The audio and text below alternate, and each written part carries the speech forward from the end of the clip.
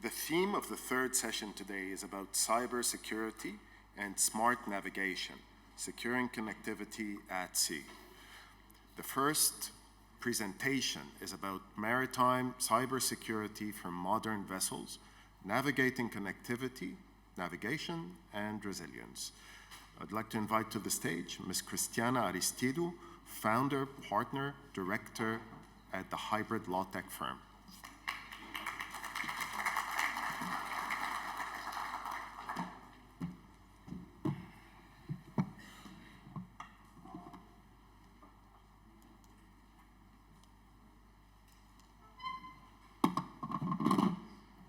So yes, it's really good to be here.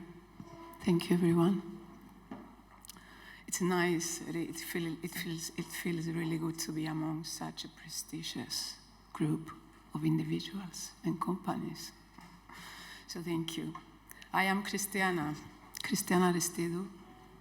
I'm a lawyer, 28 years. I'm a litigator, but I work exclusively during these years in the intersection of regulation, which is law, regulation, compliance, cybersecurity, and emerging technologies. I wear different hats, so why are you here listening to me? So I want to share my hats. So I represent Cyprus at the International Standardization Organization in various technical committees, mostly related to emerging technologies. I'm the head of the national delegation to TC307, which is a blockchain committee. And I also participate in AI committees and cybersecurity committees and various other committees. Also, CSN and ETSI, which is another these are other standardization bodies on a NEU level. Having said this, I am also a certified trainer by the state for vital programs. So I educate and train companies in this intersection, including regulators. So I have already trained the Central Bank of Cyprus, for example, CSN, etc. This is me, so let me go on. When was the last time your vessel's cybersecurity framework was reviewed by a cybersecurity lawyer, a tech lawyer, not just an IT team?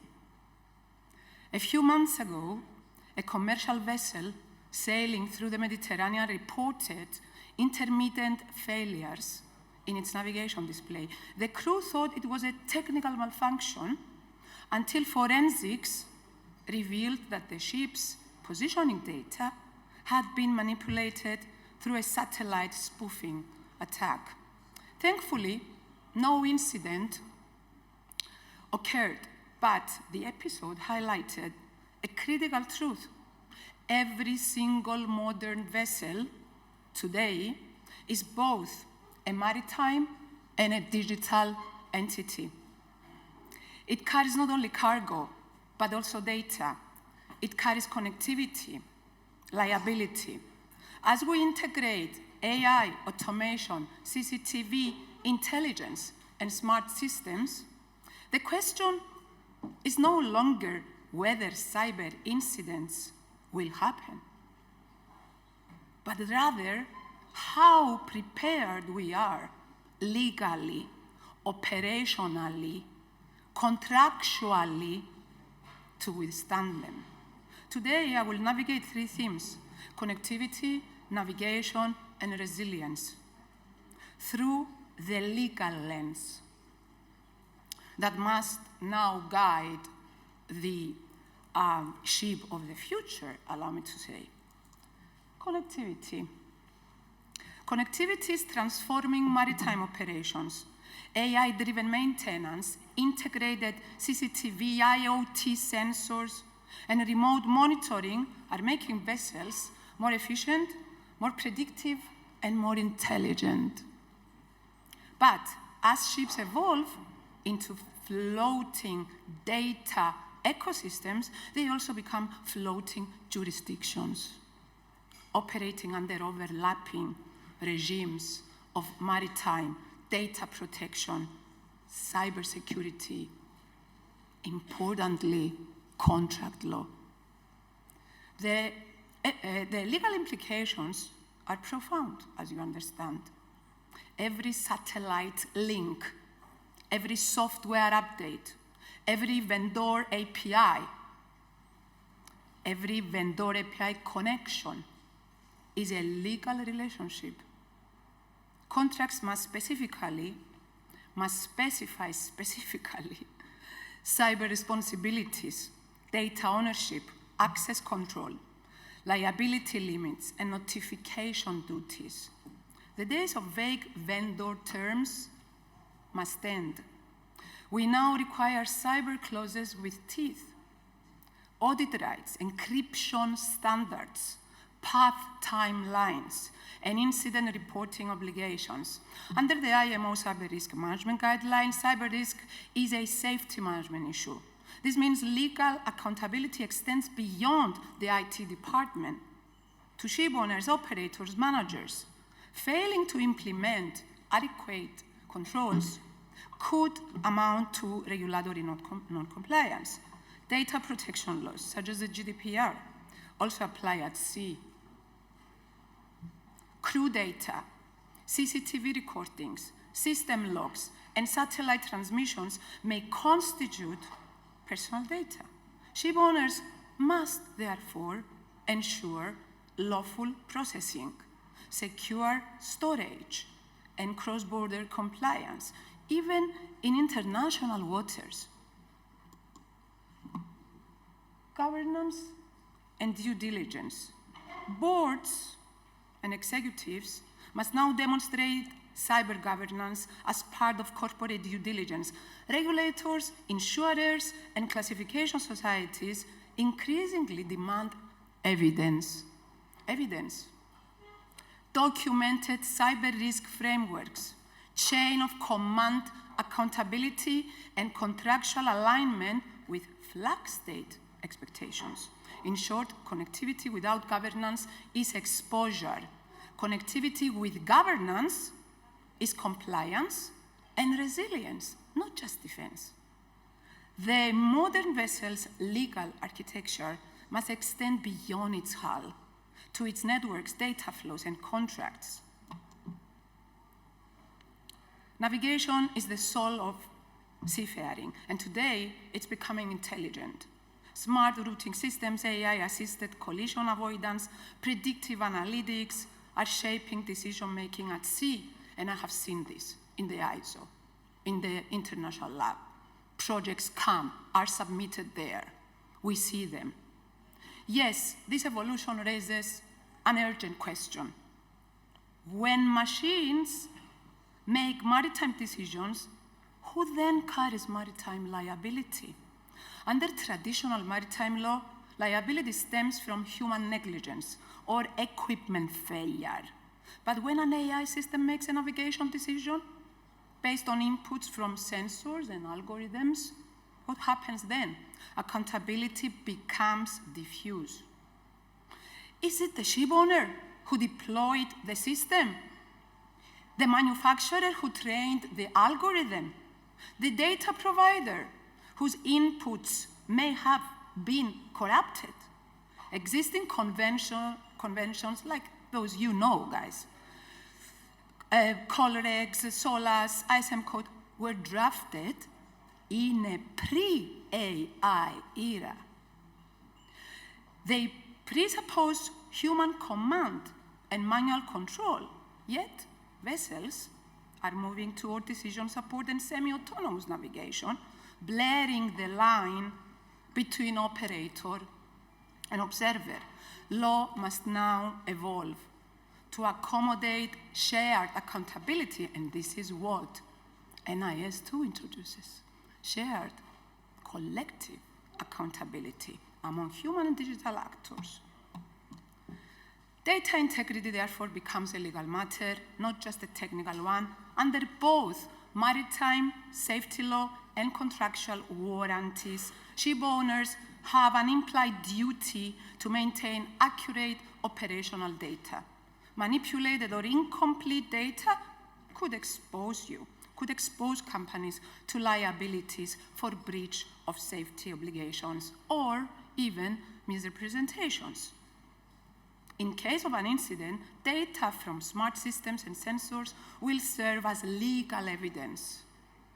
Therefore, ships must maintain tamper-proof logging, blockchain, tamper-proof logging, audit trails, and digital signatures, EIDAS regulation, to ensure admissibility and traceability in legal proceedings. The IMO and classification societies are moving towards cyber maturity notations and certification of autonomous systems. Operators should anticipate mandatory requirements for human override capabilities, certified AI models, and continuous monitoring systems. The crew of the future must be trained not only to operate systems, but to understand their legal implications, including compliance with data protection, operational logs, and chain of command accountability. Smart navigation requires not just digital intelligence, but legal intelligence. We must ensure that the vessels gain autonomy, the law retains control of accountability. Then we are okay. Even the most advanced systems will eventually face disruption.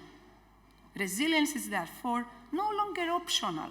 It is the legal duty of care nowadays, owed by every operator, manager, and designer in the maritime value chain.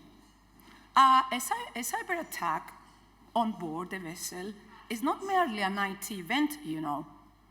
It is simultaneously a maritime safety incident, a data breach, a contractual non-performance, and possibly a regulatory violation. Simultaneously. All this simultaneously. This multi-dimensional nature means that incident response must be legally choreographed. Every response plan should include what? Every response plan should be including clear notification pathways to flag states, regulators, insurers, procedures for evidence, preservation of evidence, and chain of custody, contractual triggers for vendor cooperation and remediation, and predefined communications for charterers, port authorities, customers. In other words, cyber crisis management is now crisis law in motion. Courts and regulators are beginning to treat cyber negligence as a form of professional failure. And we saw that in a US case, if you remember. And I will refer later to that. So if a company fails to adopt industry standard safeguards, its directors may face scrutiny for breach of fiduciary duty or due diligence obligations, not to forget company law. Insurers, too, are adjusting their policies.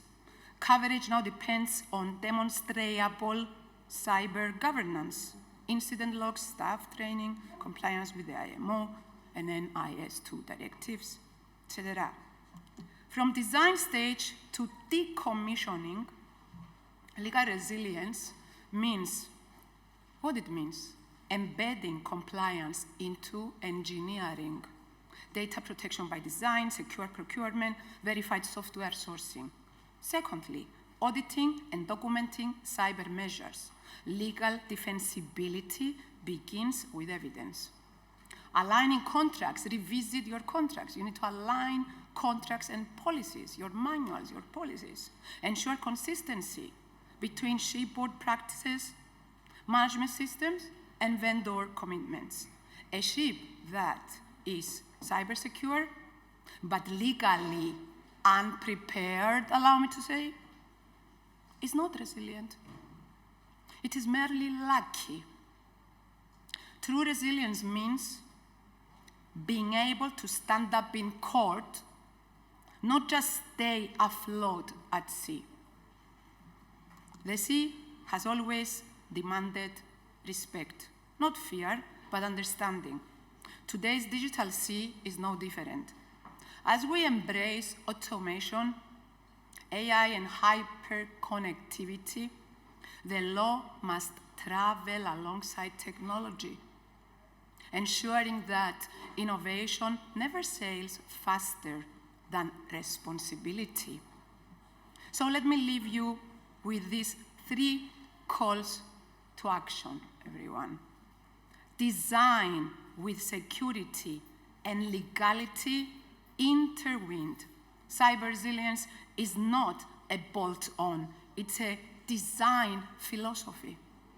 Elevate cyber governance to the boardroom.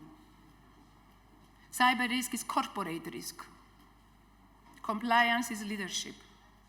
Invest in people. Invest in partnerships. Lawyers, engineers, and seafarers must work together, must collaborate to build vessels that are not only smart, but compliant, secure, and resilient.